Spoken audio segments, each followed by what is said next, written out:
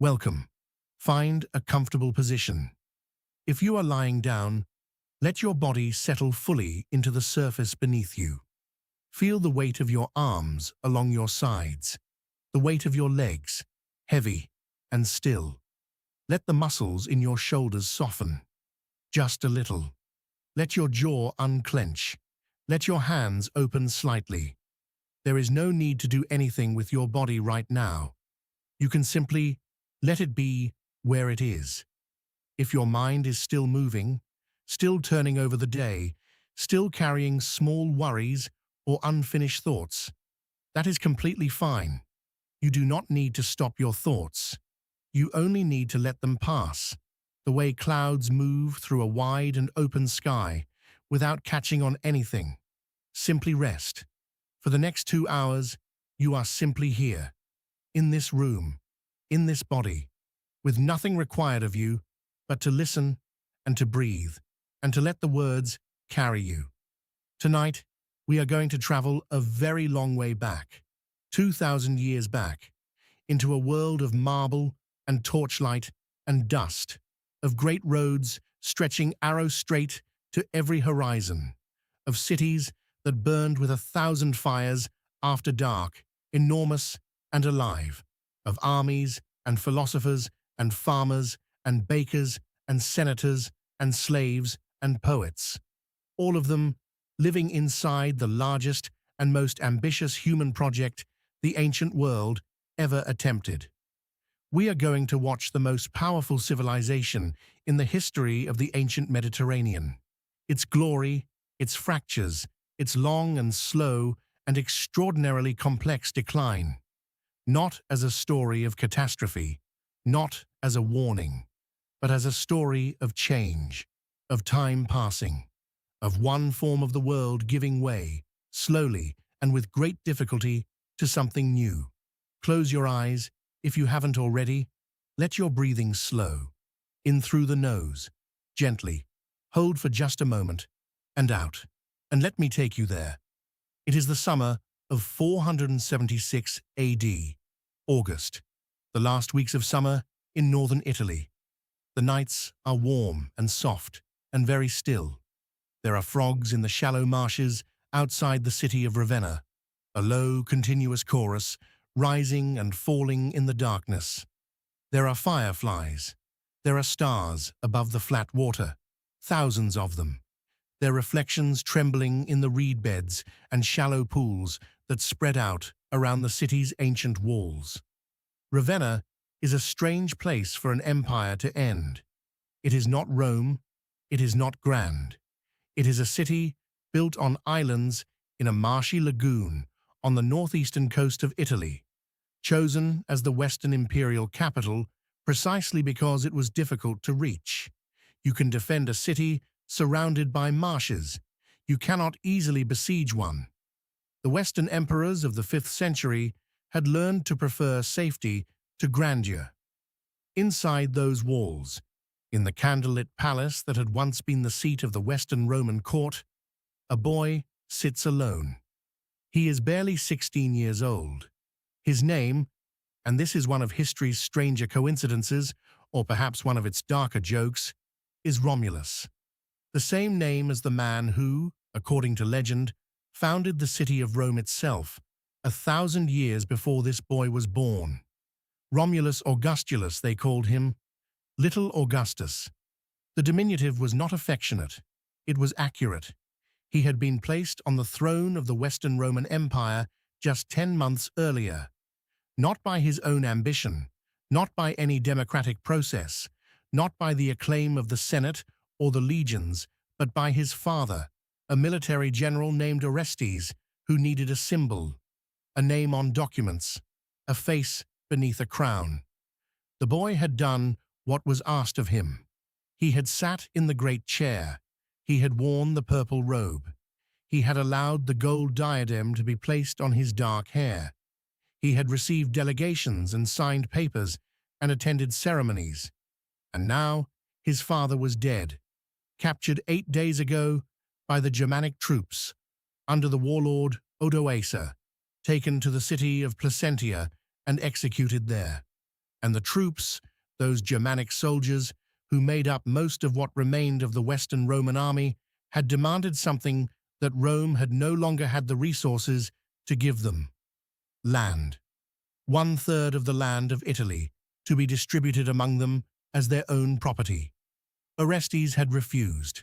The soldiers had gone to Odoacer. Odoacer is outside the gates now. He has been there for 3 days. He has not attacked. There is no need. His army of 30,000 men, Germanic warriors, mostly Syrian and Herulian tribesmen, camps in the marsh flats outside the walls. Their fires reflect in the dark water. Somewhere among them there is cooking, and the low sound of men talking in the night, and horses shifting their weight.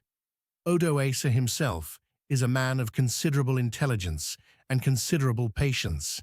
He does not want to burn the palace. He does not want to kill the boy. He wants what Rome has always ultimately had to offer: the authority to govern, the legitimacy that only Rome can grant. He is not a destroyer of Roman civilization. He is, in a very real sense, its inheritor. He sends a delegation to the palace with a message. The message is clear and not unkind. Lay down the office, place the symbols of imperial power in a safe box, and send them east, to Constantinople. Leave the palace, accept a pension and comfortable exile in Campania, in the villa at Misenum on the Bay of Naples, and live out the rest of your life in peace. The boy emperor sits with this message. There is no army coming to save him, no loyal general riding hard from the north, no relief force gathering on the other side of the Alps. The Western Roman Empire, in 476 AD, simply did not have those resources. The legions that had once guarded 400,000 kilometers of frontier were mostly gone, disbanded, defeated, absorbed into the Germanic forces that now formed the real military power in the West. What was left was ceremony, tradition, the ancient weight of a name. And the boy, understanding this, stands. He lifts the gold diadem from his head with both hands, carefully. It is heavy, heavier than it looks. He holds it for a moment, feeling the weight of it, the cool metal, the faint roughness of the engraving beneath his fingertips. He places it in a wooden chest lined with cloth. The purple robe, the most sacred garment in the Western world, the color that had marked the absolute authority of the Roman emperors since Augustus, he removes from his shoulders and folds it slowly, the way one folds something that will not be used again. He places it in the chest, the scepter, the other regalia, the ancient objects that had been passed from emperor to emperor across centuries. One by one, gently, with no ceremony, they go into the box. He closes the lid. He sends the chest east to Constantinople. He walks out of the imperial palace at Ravenna and does not look back. He lives in the villa at Misenum, overlooking the beautiful blue Bay of Naples, for many more years. He dies quietly, in old age, having outlasted several of Odoacer's successors. History does not record what he thought about in the long years of his comfortable exile, whether he was relieved, whether he missed the crown, whether he ever stood on the terrace of the villa in the summer evenings and looked north toward Ravenna, not in fire, not in a dramatic final battle, not with speeches or martyrdom or catastrophe. In a quiet, almost bureaucratic exchange in a candlelit room, the Western Roman Empire ceased to exist. A boy placed some objects in a wooden box, and a civilization that had shaped the entire known world for over 1,000 years passed from the living present into something else, something harder to name. But how? How does something so vast, so deeply rooted, so woven into the fabric of the world, how does it come to this quiet ending? The answer takes us all the way back to the beginning. To understand what ended that August night in 476 AD, You need to understand, truly feel what Rome had been.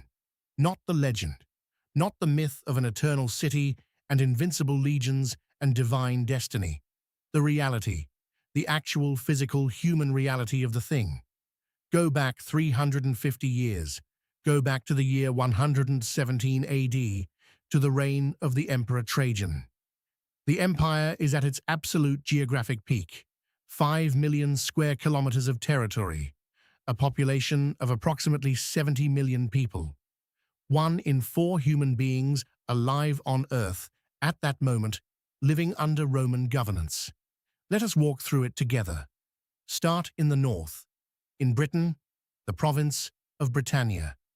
It is a grey, cold morning, somewhere in what is now the north of England. The mist is low over the hills. Roman soldiers in their forts along the line of what will one day be called Hadrian's Wall, though the wall itself has not yet been built at this date, are waking to a breakfast of porridge, bread, and local beer. Their armor is stacked neatly at the foot of their bunks. Their boots are Roman boots, made by Roman cobblers, shipped north on Roman roads. In the nearby town of Vicus, the civilian settlement that always grew up outside a Roman fort, a wife is buying vegetables from a stall. She is paying in bronze coins minted in Rome. The coins have the emperor's face on them. She has never seen the emperor. She has never been south of Yorkshire, but she holds in her palm an object that connects her directly to the center of the world. Now travel south, across Gaul, through the forests of Germany, where the legions keep watch on the Rhine, down into Spain, where the silver mines of Hispania pour their yield into the Roman treasury, through the vineyards of southern France, where slaves and free workers harvest grapes for wine that will be loaded into amphorae and shipped across the entire Mediterranean, across the narrow strait into North Africa. Here, the province of Africa Proconsularis, what is now Tunisia and coastal Libya, is one of the richest in the empire. The rolling plains produce wheat in almost unimaginable quantities. Egypt, further east, produces even more. Together, these provinces feed the city of Rome. Every day, ships carrying grain cross the Mediterranean from North Africa to the port of Ostia, where they are unloaded and the grain is distributed to the city's population, free of charge. 1 million people in Rome, fed daily by an administrative system of breathtaking complexity, stretching thousands of kilometers across open water. The logistics of this alone, the scheduling of ships, the management of warehouses, the coordination of distribution in the streets of a city of 1 million, would be impressive for any era. In 117 AD, it is almost incomprehensible. Continue east, through the cities of the eastern Mediterranean, Antioch, Alexandria, Ephesus, Athens. These are not Roman cities in the way Rome is Roman. They are older, in many cases, than Rome itself. They have their own traditions, their own languages, their own histories, stretching back thousands of years before a man named Romulus supposedly founded a village on the Tiber. But they are Roman now, in the sense that matters. Roman governors administer them. Roman law governs disputes between their citizens. Roman roads connect them to the wider world. Roman soldiers guard their borders. And in the marketplaces of Alexandria and Antioch, you can find goods from every corner of the known world. Chinese silk, Indian spices, Persian carpets, Arabian incense, British tin, Spanish olive oil, French wine. All of it moving along Roman roads and Roman sea lanes, protected by Roman law and Roman force. Now come to Rome itself. Approach the city from the south, on the Via Appia. The road is wide and perfectly flat, its great basalt paving stones fitted together so precisely that the joints are almost invisible. At regular intervals on both sides of the road, for the last 50 kilometers, There are tombs, elaborate marble monuments to wealthy Romans of previous generations, their inscriptions carved deep into the stone, their portraits carved in relief.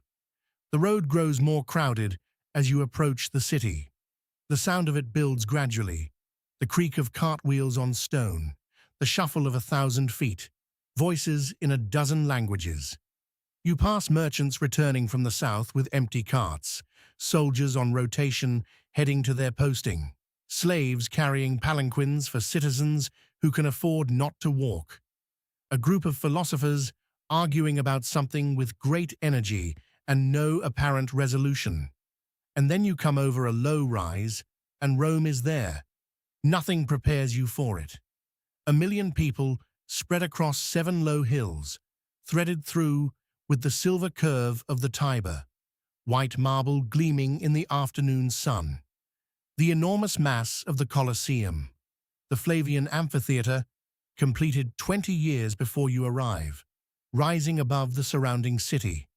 The golden roof of the Temple of Jupiter on the Capitoline Hill, the smoke of 1,000 cooking fires rising together into the pale blue Roman sky. The sound of it, even from here, is extraordinary, a constant, irreducible hum, the sound of 1 million human lives, indistinguishable from each other at this distance, merging into a single low note. You enter the city. The streets are narrow, some of them, especially in the older neighborhoods, planned in the days when Rome was still a small city and no one imagined what it would become. The insulae, the apartment buildings, rise 5 and 6 stories on either side. Laundry hangs between buildings across the narrow strips of sky above the alleyways. But the public spaces are enormous. The forums, the Forum Romanum, the Forum of Augustus, the Forum of Trajan, newly completed, its great columns still gleaming with fresh carving, are vast open spaces of white marble and golden stone, lined with temples and basilicas and colonnades where citizens gather to conduct business, argue philosophy, hear public announcements, and simply be in the presence of one another. You drink from a public fountain. The water is cold and very clean, brought by aqueduct from springs in the hills 11 kilometers away. This fountain has been running without interruption for more than 80 years. There is no charge. The water is simply there, for everyone, all the time. This is what Rome was at its greatest. Not just the marble, the idea behind the marble. The idea that a human civilization, one that had grown from a small village on a river into the administrative center of a world, could feed 1 million people, keep them supplied with clean water, build public spaces of genuine beauty, maintain roads across a continent, govern diverse peoples under a common legal framework, and do all of this, more or less, continuously for 2 centuries. The Pax Romana, the Roman peace, 2 centuries, roughly from the reign of Augustus to the death of Marcus Aurelius, during which the Mediterranean world experienced a stability and prosperity that it had not known before and would not know again for a very long time after. A world where a merchant from Spain could do business in Greece, visit temples in Egypt, and read the same poets as a senator in Rome. A world where a young man born in North Africa could become one of the most important legal scholars in imperial history. Where a soldier born in a Germanic village could rise to command a Roman legion. Where a Greek doctor could practice medicine in Gaul. Where an Arab merchant could walk on the paved streets of London, a city that Rome had founded from nothing on the banks of the Thames. This is what was at stake. And then slowly, invisibly at first, like water moving under the surface of still ground, something began to shift. In the year 180 AD, a tired old man died in a campaign tent on the Danube frontier. He had been fighting Germanic tribes for nearly a decade. He was 60 years old, which was old for a Roman emperor, who tended to die in battle or by assassination. He was also genuinely exhausted, not from physical fatigue alone, but from the specific exhaustion of someone who has spent an entire adult life trying to do a job well in a world that makes it harder every year. His name was Marcus Aurelius. He was, by most accounts, ancient and modern, the most admirable man who ever held the title of Roman Emperor. Not the most powerful, not the most militarily successful, but the most human in a way that is difficult to define precisely and immediately obvious when you read what he left behind. In the evenings, after the work of the campaign was done, after the military dispatches were answered and the administrative decisions made and the delegations received, Marcus Aurelius would sit alone with a candle and write, in Greek, private reflections on how to live, how to endure difficulty, how to govern well when governing is almost impossible, how to face mortality without terror. He was not writing for publication. He was writing for himself, working through his thoughts the way a person works through a tangled thread, slowly, carefully, not in a hurry. We still have those writings. They survived the fall of Rome, the fall of Byzantium, the medieval period, the Renaissance, the printing press, and the last 5 centuries of Western civilization. You can buy a copy today in almost any bookshop in the world. People underline sentences in it. People carry it with them.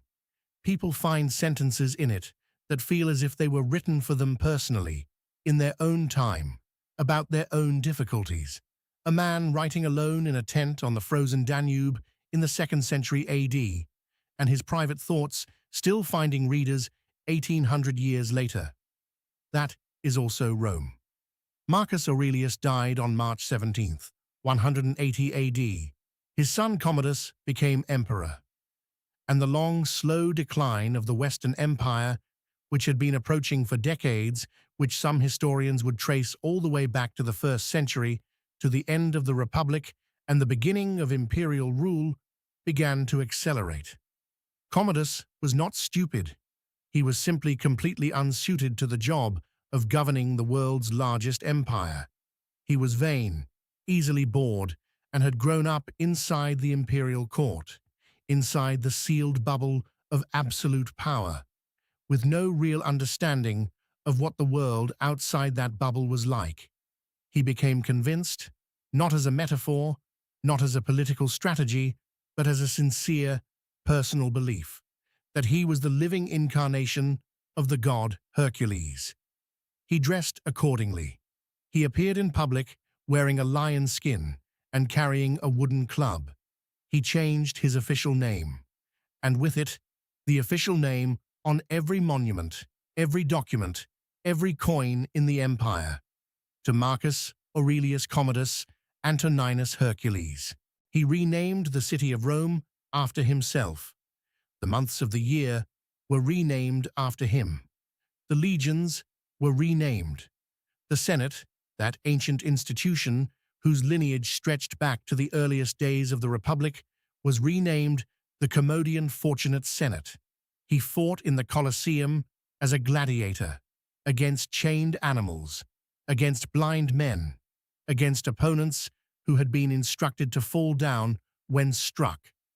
The Senate, men whose families had served Rome with genuine distinction for generations, men who had administered provinces and commanded armies and written laws, was required by formal decree to sit in the front rows and applaud. He was strangled in his private bath on December 31st, 192 AD, by a conspiracy of his own household, a palace official, a mistress, and the wrestler who was his personal trainer. And then, the year of the 5 emperors, 193 AD. 5 men claimed the Roman throne in 12 months. The Praetorian Guard, the elite soldiers sworn to protect the emperor, decided in the chaos after Commodus's murder that the throne was theirs to sell. They held an auction. An elderly senator named Didius Julianus outbid the other candidates. He reigned for 66 days before the armies in the provinces marched on Rome, and he was executed. 3 other men, each commanding legions in different corners of the empire, fought for the throne across the following year. Roman armies fought each other across Italy, across Syria, across Britain. The borders stood unmanned, while the empire's military resources were consumed in civil war. Order was eventually restored by the general Septimius Severus. He was born in Leptis Magna, in what is now Libya. His Latin carried a North African accent.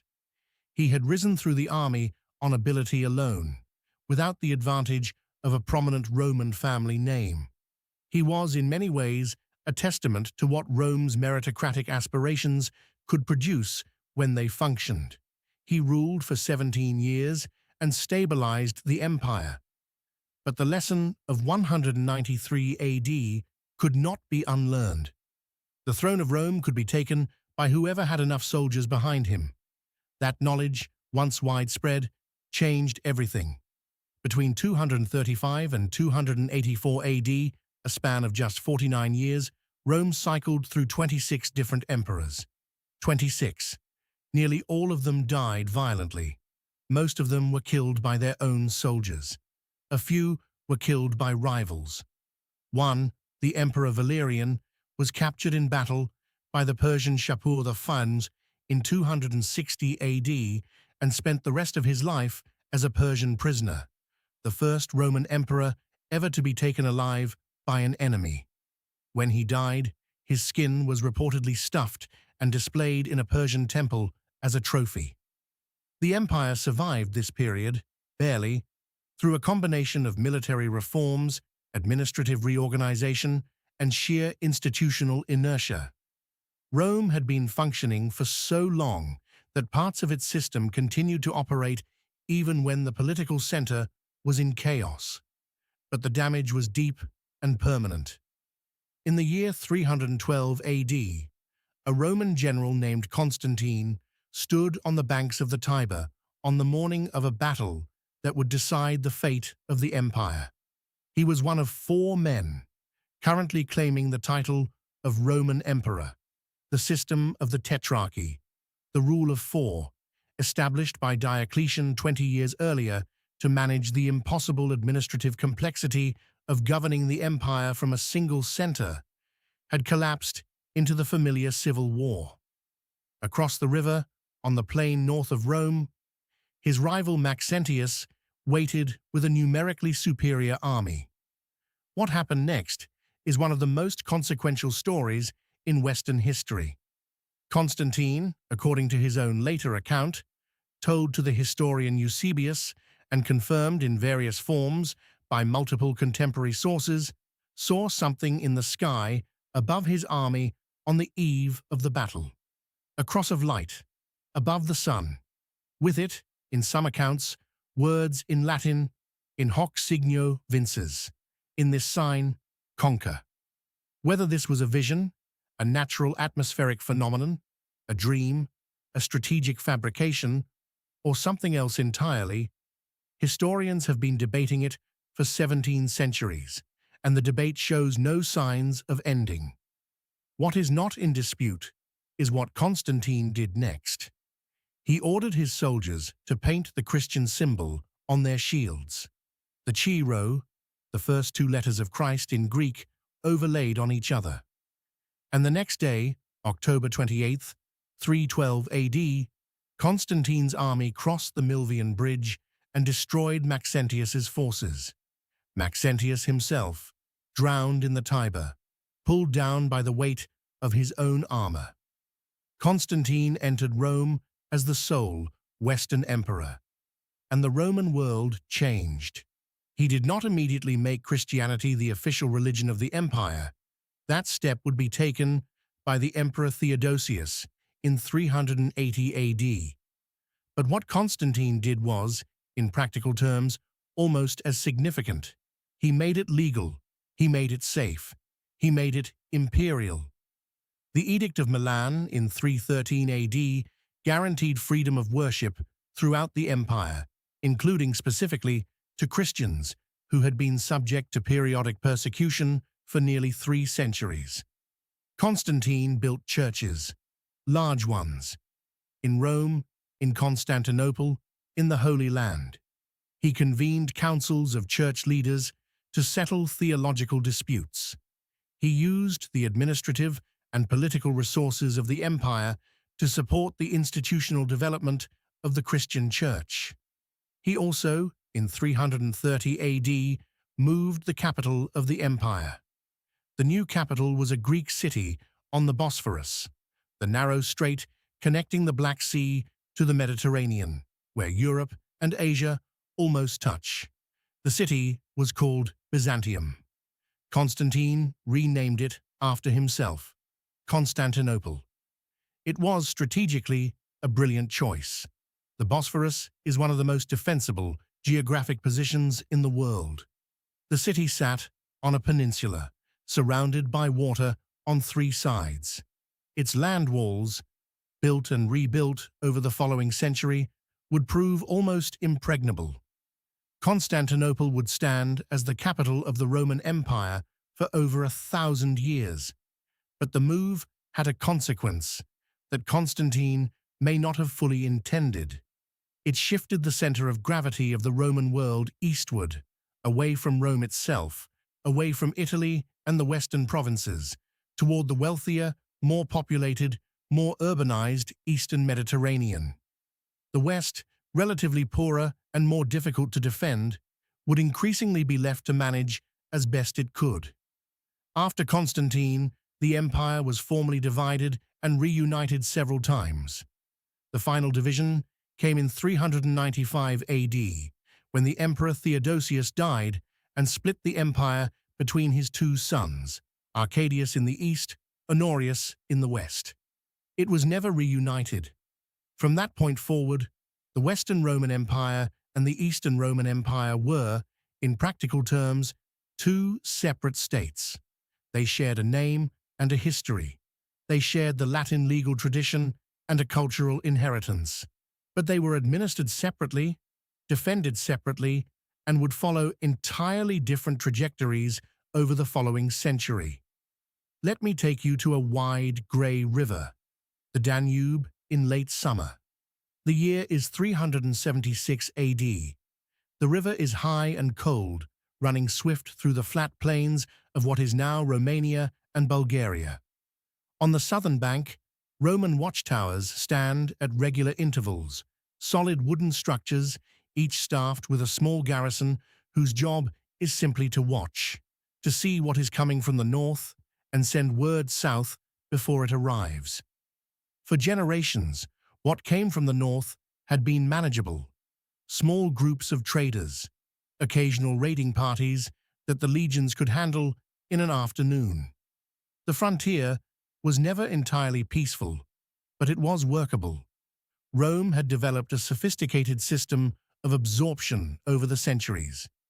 Germanic peoples could be hired as soldiers, settled as farmers in the buffer zones inside the frontier, granted citizenship over time, gradually drawn into the Roman world.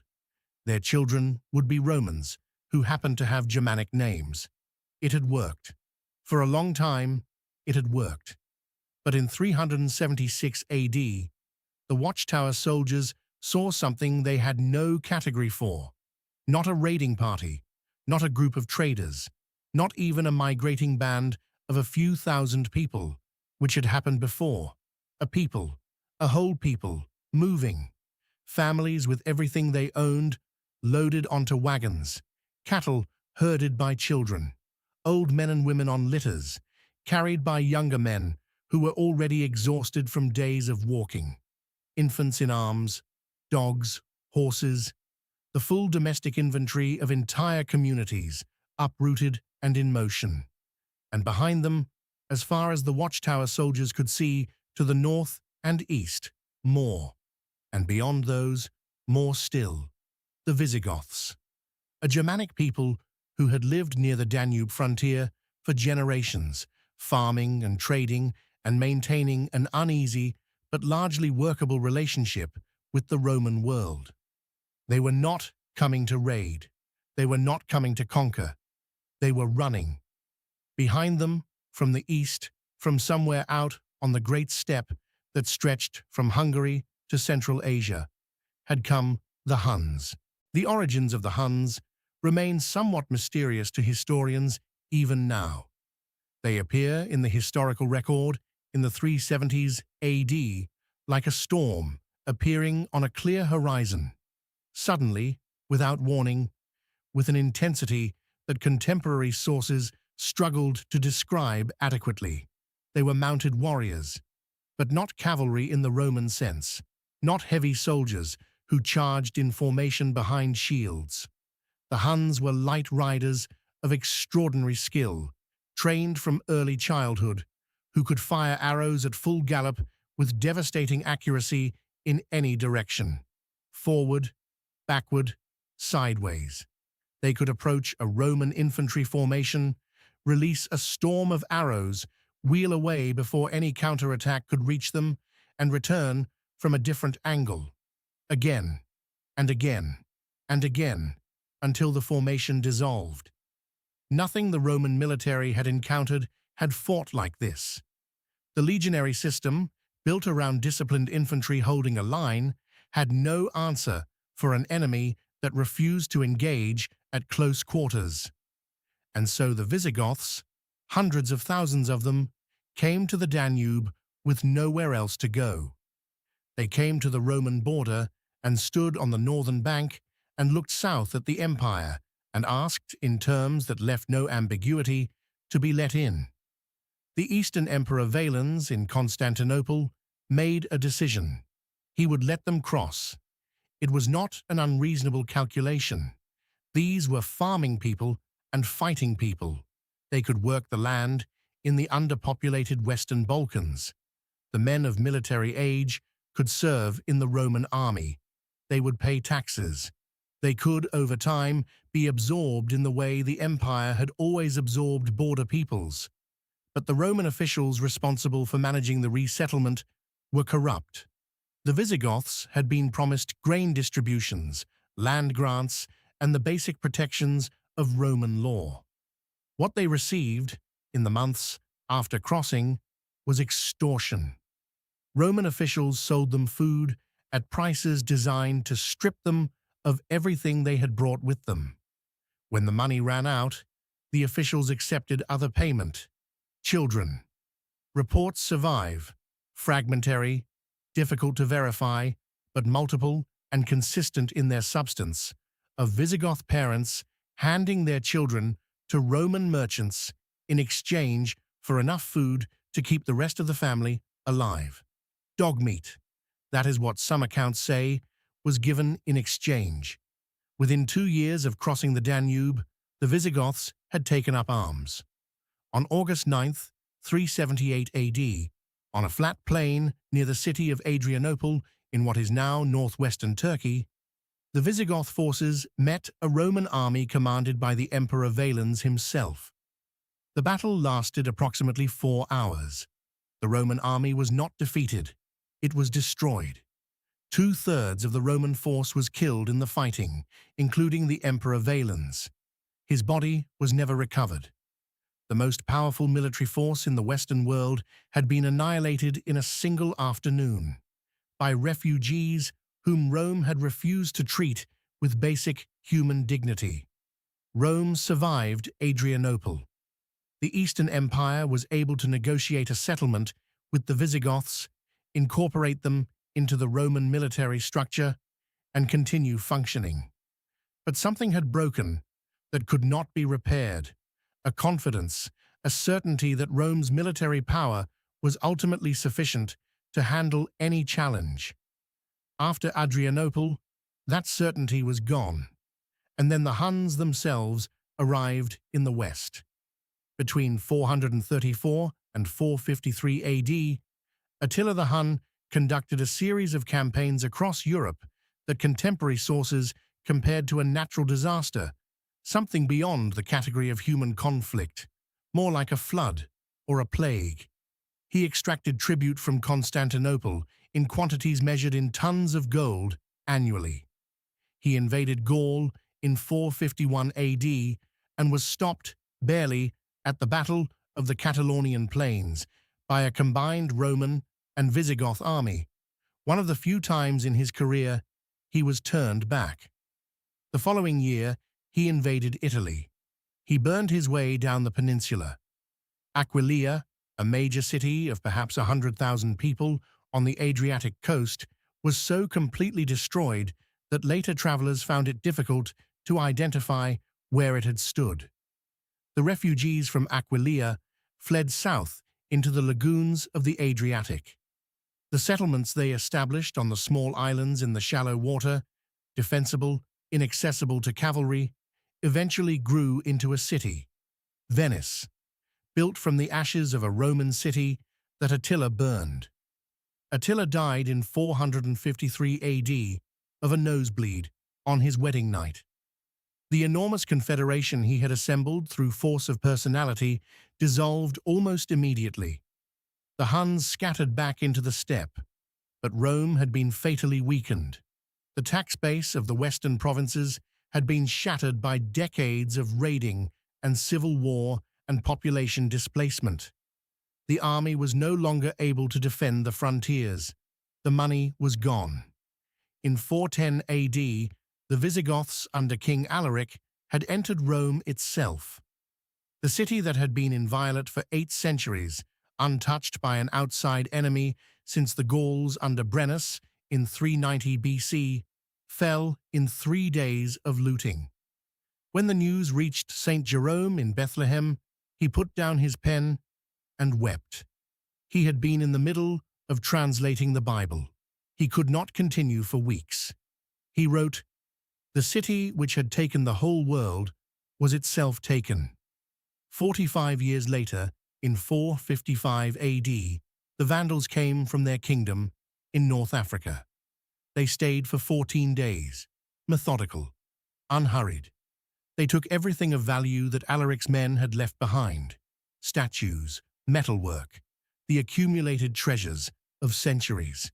And from those 14 days, eventually, an English word: vandalism.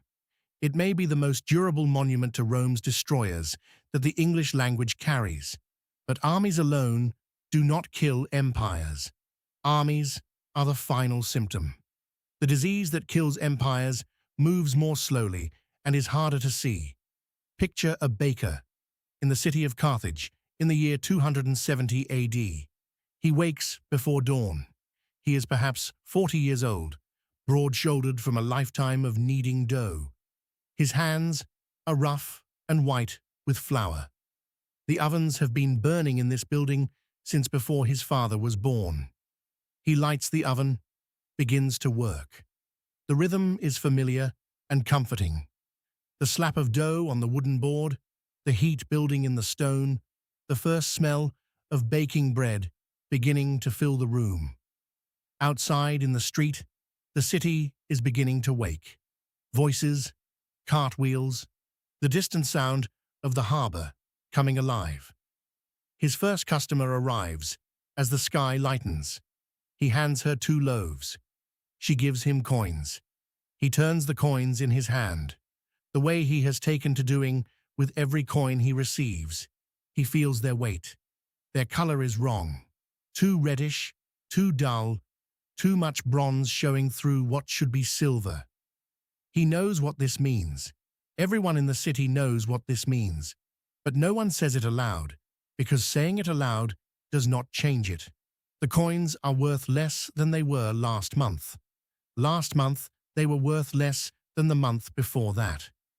3 centuries earlier, under the Emperor Augustus, a silver denarius had been roughly 85% silver. Real money. A coin you could trust. By the reign of Caracalla, 50 years before this baker's morning, it had dropped to 50%. By this year, 270 AD, at the nadir of the crisis of the 3rd century, the standard Roman coin contained less than 5% silver. The empire's emperors, faced with empty treasuries and endless wars, and no politically feasible way to raise taxes fast enough had simply diluted the currency, again and again, each dilution invisible at first, then undeniable. The baker does the calculation he has always done, the one his father taught him. How much grain can I buy with today's receipts to bake tomorrow's bread? The answer, each month, is a little less than the month before. A measure of wheat that cost 6 denarii in the year 200 AD cost 78,000 denarii by the year 300 AD, 6 to 78,000, in a century. The effects moved through every layer of Roman life. Long-distance trade, which had functioned on the trust of Roman currency, contracted. Merchants began to refuse coins entirely, insisting on payment in kind, in grain, in cloth, in olive oil, in specific commodities whose value could be assessed directly. The elegant monetary economy that had connected Britain to Egypt, Spain to Syria, began to fragment. Farmers abandoned their land. Tax collectors still came, demanding payment. But payment in what? In coins that were shrinking in value faster than the crops grew? Some farmers simply left, walked away from land their families had farmed for generations, and moved into the relative safety of a fortified estate owned by a wealthy patron who could offer them protection in exchange for labor. Small independent farms consolidated into large defensive estates. This process, the slow transformation of free farmers into dependent workers on large semi-self-sufficient estates, was one of the quiet economic revolutions of the late Roman period. It would eventually become the basic structure of medieval European agriculture.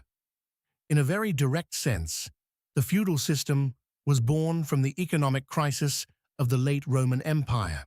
The great infrastructure, those roads, those aqueducts, those public buildings that had been the physical expression of Roman confidence, began to deteriorate. Not because anyone decided to stop maintaining it, but because the money to maintain it became unreliable, then scarce, then gone. A paving stone heaved by frost was not replaced. A joint in an aqueduct loosened and was patched with mud. A public bath was closed, then used for storage, then gradually stripped of its lead pipes, which could be sold, slowly, over years, over decades. The physical fabric of Roman civilization unraveled, thread by thread, while the people who lived within it tried to adapt, and the government that was supposed to maintain it grew too fragmented to manage. By the late 4th century, the Western Roman Empire had become almost ungovernable. The tax base was shrinking. The army was increasingly composed of Germanic soldiers who were paid, when they were paid, in land grants rather than in money, land grants in the territories they were supposed to be defending. The court at Ravenna was increasingly disconnected from the realities of the provinces it nominally administered. Province after province fell away, not through conquest exactly, but through a gradual loss of Roman administrative presence. The troops left, the governors left, the roads stopped being maintained. Local strong men, whether Roman landowners or Germanic war chiefs, filled the vacuum. By 476 AD, the Western Roman Empire controlled, in any meaningful sense, only Italy. And then, on that warm August night in the marshes of Ravenna, it no longer controlled even that. August 28th, 476 AD. We have traced the long path that led to this moment, the 2 centuries of glory and confidence, the fractures that opened in the 3rd century, the migrations that shook the frontiers, the economic decay that hollowed out the empire from within, the slow withdrawal of Roman authority from the western provinces. And now, the wooden chest, sealed, loaded onto a cart, heading east along the road toward the Adriatic coast, and then by ship to Constantinople. Emperor Zeno of the East receives the chest. He understands what it means. He composes his reply with care. The West does not need its own emperor, he writes. Italy will be governed by Odoacer as his viceroy. One emperor in Constantinople is sufficient for the Roman world. Odoacer governs Italy for 17 years. He is, by most accounts, a reasonable administrator. He maintains the Senate. He keeps Roman law in place. He repairs some of the roads. He does not persecute the Roman population. And then, in 493 AD, a new power arrives. The Ostrogoths, under their king Theodoric, enter Italy from the east. They have been sent, technically, by the Emperor Zeno of Constantinople, who has grown tired of Odoacer's independence. Theodoric and Odoacer meet in a peace negotiation.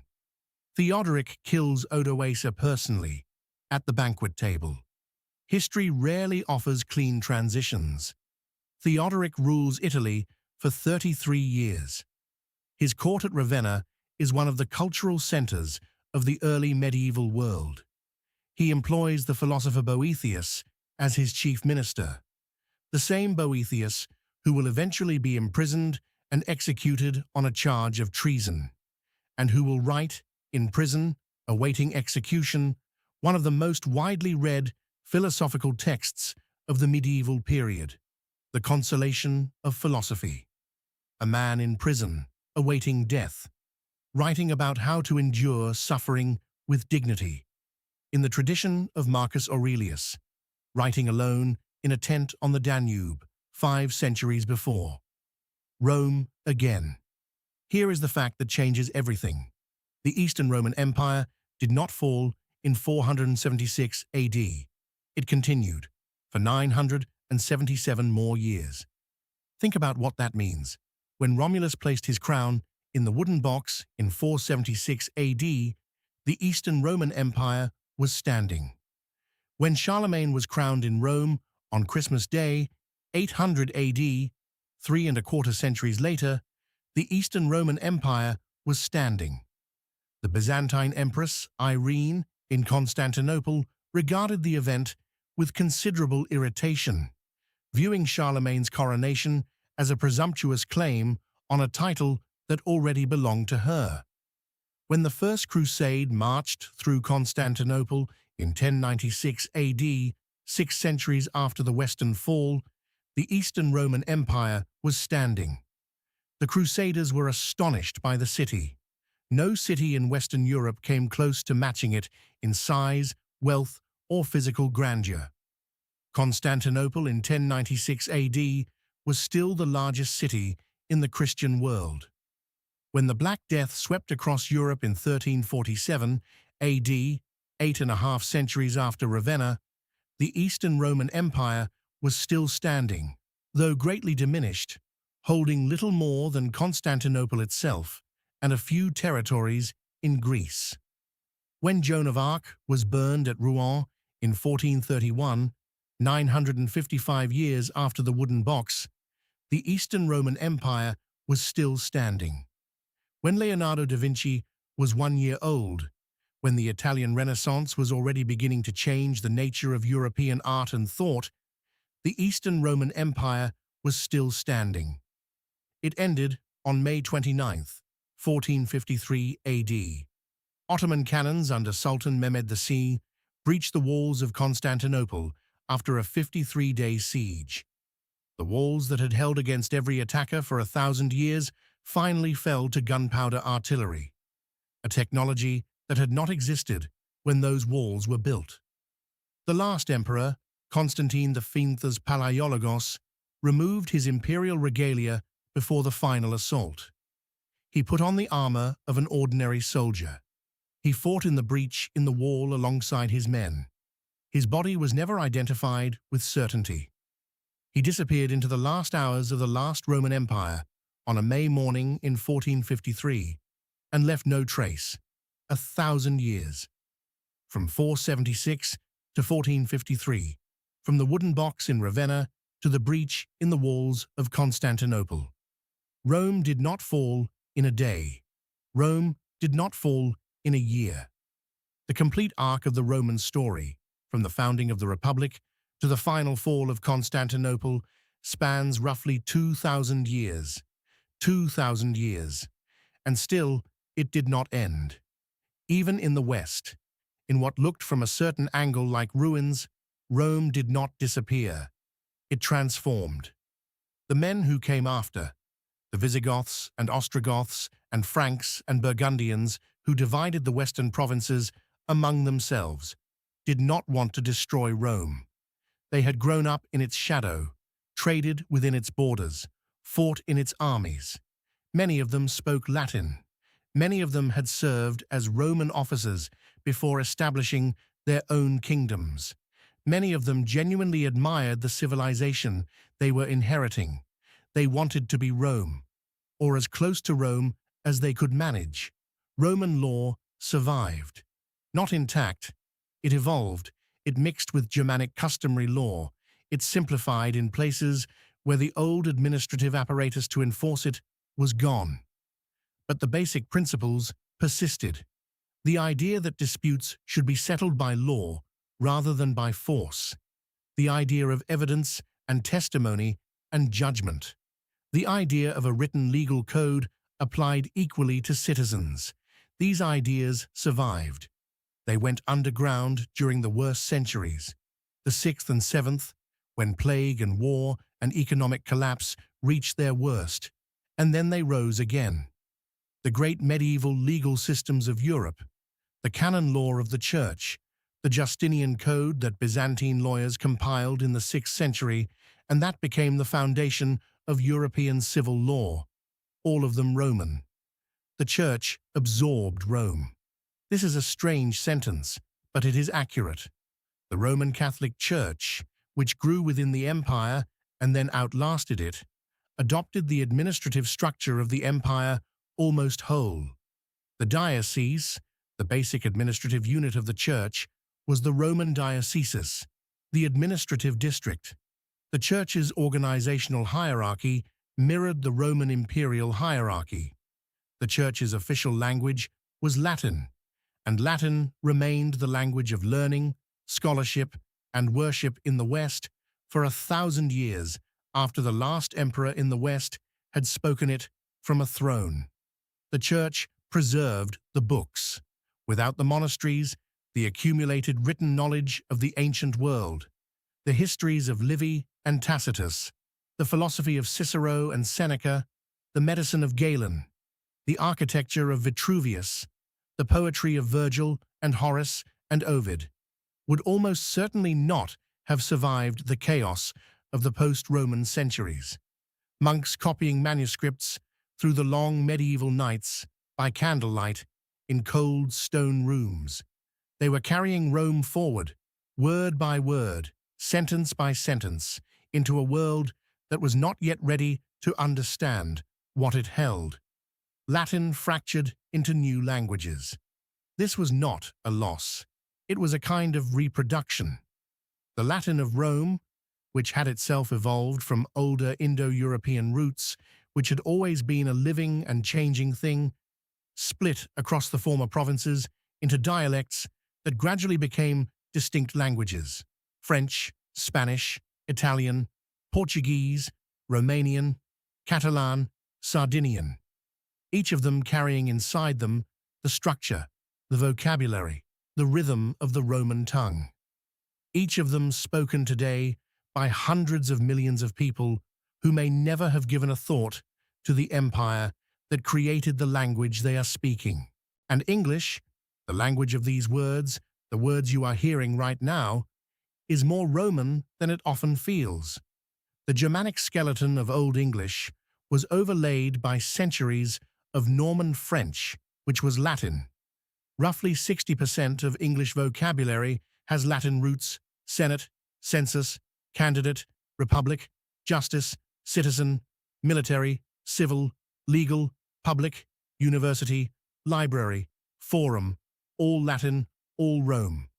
Your calendar is Julius Caesar's calendar, corrected in 1582 by a commission appointed by Pope Gregory III. The names of the months: January, Janus, the two-faced Roman god of beginnings and doorways. February, the Roman festival of purification. March, Mars, the god of war. April, possibly from aperia to open, the season of opening blossoms. May, Maya, a Roman goddess associated with growth. June, Juno, queen of the Roman gods. July, Julius Caesar. August, Augustus, the first Roman emperor. Every time you write the date, you are writing Rome. Every time you call a senator, or describe a process as military, or refer to public policy, or civil law, or a republic, you are speaking Latin. You are speaking Rome. The Colosseum still stands. The Pantheon's dome, poured in 125 AD, is still the largest unreinforced concrete dome in the world. Every day, light falls through its oculus onto the marble floor, tracing a slow arc as the sun moves. Every day, it rains a little through that circular opening, and the drain in the floor carries the water away, as it has done with minor repairs for 1900 years. In the Forum Romanum, some of the original paving stones of the Via Sacra are still in place, 2,000 years old. You can walk on them. Rome is not behind us, it is underneath us, in the foundations of the buildings, in the layout of the cities. Rome and London and Paris and Vienna and Cologne and Istanbul, all of them Roman in origin, all of them still following in some way the ancient street plans, in the law, in the calendar, in the alphabet, in the languages, in the church, in the philosophy, in the words you speak every day. The fall of Rome is not a story of failure. It is a story of transformation, of one form of civilization, enormous, confident, complex, slowly, painfully giving way to something new, something that carried Roman bones inside it, whether it knew so or not. New languages, new kingdoms, new empires, the same inheritance, endlessly reinterpreted, endlessly alive. The empire fell. The idea of Rome is still falling, in the best possible sense, still echoing through every courthouse, every calendar, every language, every word.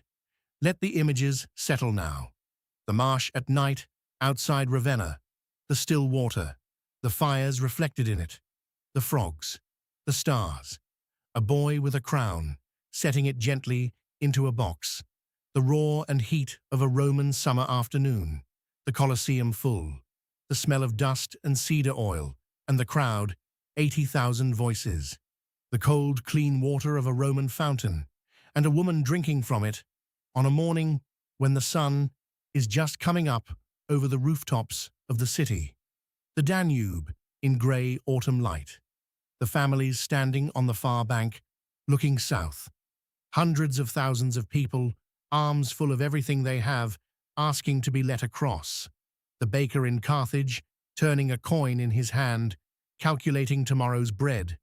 The monks in their cold stone rooms, candles burning low, copying manuscripts, word by word, carrying the old world forward into the new one, not knowing if anyone would ever read what they were preserving. Doing it anyway. The Pantheon's oculus, round and open to the sky, rain falling through it as it has fallen, as it will fall, for as long as that building stands. These are all one story, a story that does not end so much as continue to change shape, a story that is still changing shape. You are resting now, your body is heavy and warm and still. Let the images drift and soften. Let the voices of the ancient world grow quieter, the way a fire burns down through the night, still glowing, still warm, but no longer roaring. Peaceful now, settled. The history of Rome is very long, and we have tonight told only a part of it. There is more. There is always more. The stories are all there, patient, waiting in the quiet, ready for another night. For now, let go of the Roman world. Let it rest in its place, which is the deep past, which is everywhere and underneath everything. Let your own thoughts settle. Let your own day go quiet. You are safe here. You are still. The empire endures, and so do you. Voice, Daniel, 11 Labs. ID, on WK4E9Z LUTAC 03F9. Chunk limit, 9,500 characters per API call. Split at markers between sections where possible. Suggested split points after each part heading and after the closing meditation begins. Background audio, very soft ambient room tone, under narration, optional, no music, nothing that distracts from sleep. 0, 0, 0, 30, 0, zeros. Clips, 1 to 15 on loop, already generated. 30, E2, E. Pure black screen. 0. No transitions needed on black section. Title card at start. White text on black. Fade in 3s, hold 5s, fade out 3s. Audio output.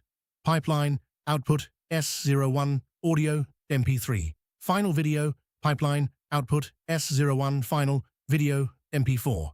Title, The Entire Fall of Rome, History for Sleep, 2 hours. Description, 2 hours of calm, slow historical narration to help you drift to sleep. Tonight, the complete story of the rise and fall of the Roman Empire, from its peak under Trajan to the last emperor in 476 AD, the survival of Byzantium, and the 1,000 years of transformation that followed. No music, no dramatization, just history told slowly in the dark. Created with AI assistance. Altered synthetic content. On. Tags, History for Sleep, Fall of Rome, Sleep History, Rome Documentary, Sleep Podcast, Historical Narration, Sleep Stories for Adults, Roman Empire, Byzantine Empire, Ancient Rome, Bedtime History. Category, Education. Thumbnail. Text, Fall of Rome, 4 words, compliant.